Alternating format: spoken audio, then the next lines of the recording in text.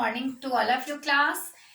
Today you will read a revision assignment of chapter 9 बेटा course book and practice book की exercises आप लोग complete कर चुके हो. सो आज आप क्या पढ़ोगे? Revision assignment of chapter 9. आज एक चैप्टर 9 की रिवीजन असाइनमेंट, जैसा कि क्वेश्चन आंसर आप लोग कॉपी में करते हो वही आपको कंप्लीट करना है.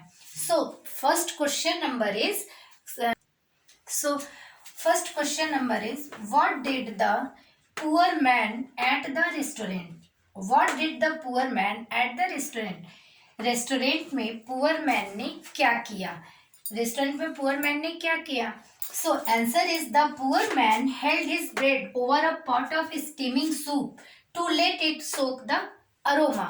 बेटा पुअर मैन ने ब्रेड को स्टीमिंग सूप के ऊपर रखा. स्टीमिंग सूप, जहाँ पे सूप रखा था तो जो भाप निकल रही थी उसके ऊपर उसने क्या रखा? स्लाइस ब्रेड रखा. And to let it soak the aroma, ताकि उसकी अरोमा जो सुगंध है वो उसमें उसको सोख ले. ब्रेड जो है उस सूप के जो स्टीमिंग थी उसमें वो सोख ले. Okay, so the poor man held his bread over a pot of steaming soup to let it soak the aroma. Next, question number 2 is what did the restaurant owner demand from him and why?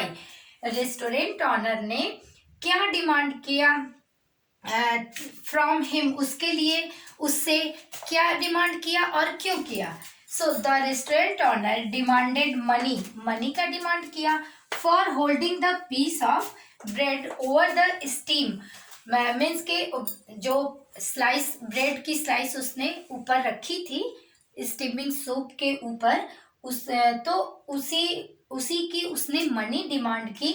The steam from the pot of soup at the restaurant में.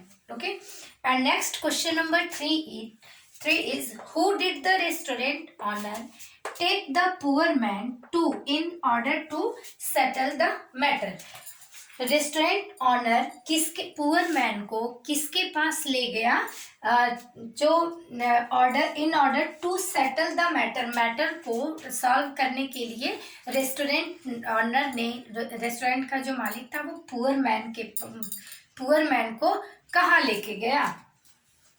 So the restaurant owner took the poor man to Mulla Nasruddin to settle the matter को solve करने के लिए poor man को वो मुल्ला नसरुद्दीन के पास restaurant honour लेके गया.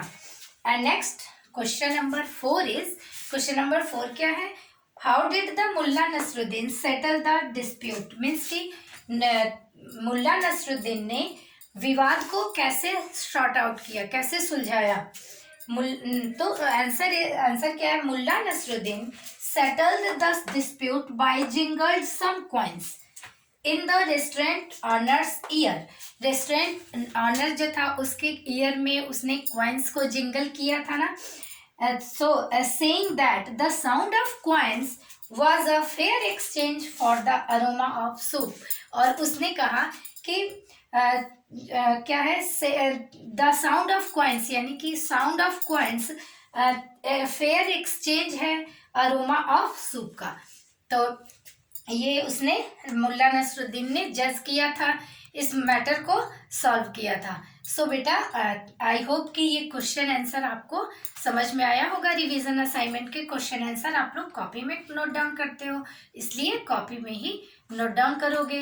एंड ये जितने भी क्वेश्चंस आपको दिए गए हैं इसके पहले भी इस चैप्टर के, तो उसी से ये रिलेटेड होते हैं. ठीक है, तो आई होप कि बेटा आपको ये चैप्टर 9 ऑफ फेयर एक्सचेंज आपने एंजॉय किया होगा और आपको समझ में आया होगा. Thank you for watching the video.